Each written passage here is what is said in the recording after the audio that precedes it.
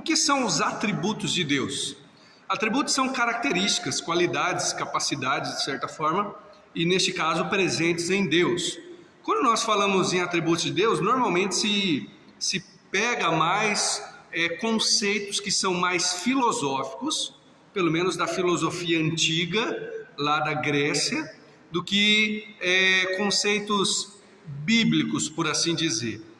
Vou explicar. A própria ideia de atributo é uma tentativa da teologia sistemática se conectar à filosofia e se tornar, vamos dizer assim, mais fácil de entender ou comunicável, né? Então você tem grandes divisões, como por exemplo, os atributos incomunicáveis de Deus e os comunicáveis. O que são atributos comunicáveis? Aqueles que eu e você devemos desenvolver também, como por exemplo, bondade, amor, enfim, paciência. São atributos, ou seja, qualidades presentes em Deus, mas que você precisa desenvolver.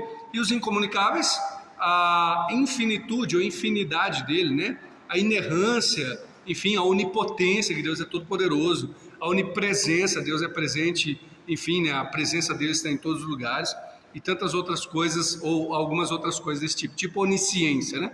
Você percebe que esses termos onipresente, onipotente, enfim, eles são muito mais conceituais, tirados da filosofia, do que necessariamente bíblicos. Você não vê tanto esses termos na Bíblia, ou não sei se tem o termo onipresença, por exemplo. Mas está errado usar esses termos? Está errado fazer essa divisão de atributos? Não. É uma tentativa de, na nossa linguagem humana, falar um pouco mais sobre Deus. A Bíblia, quando descreve a Deus, ela é um pouco mais... ela descreve a Deus com características que são mais humanas, talvez, menos técnicas, né? Então Deus se ira, Deus se alegra, né? Jesus, claro, como ser humano, chora, sente dor, mas vamos pensar em Deus em essência, o Deus Pai, né? Nesse sentido, para não embolar a coisa, né?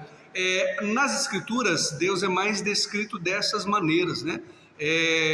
Até de uma tentativa de descrever com sentimentos humanos.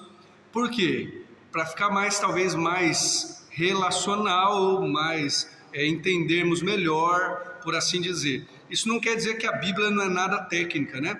Nós ouvimos falar sobre, por exemplo, soberania, majestade de Deus, enfim, outros que são atributos dele também.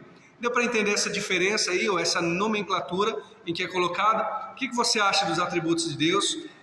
Estudar teologia nos ajuda a entender um pouco mais daquele a quem amamos, daquele a quem adoramos.